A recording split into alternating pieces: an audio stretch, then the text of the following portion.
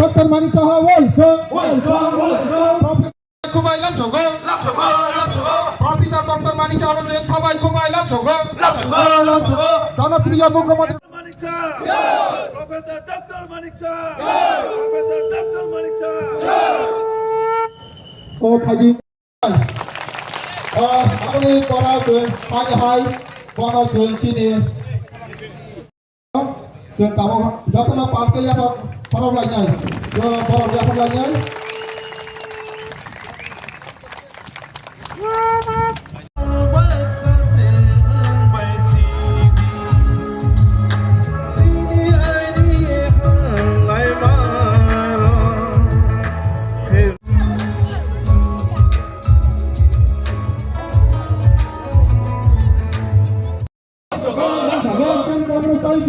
Siang Kongres yang ada di Bandar Lampung kapal Kumalang Jogo.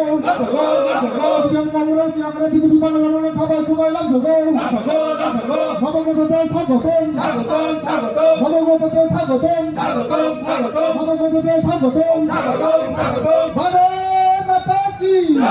Bharat Mata ki. BJP. BJP. Akan Jalan Mandor. Akan Jalan Mandor. Akan Jalan Mandor.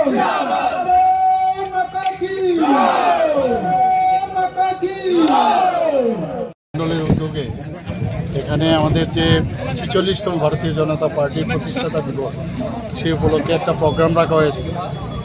যারা এখানে active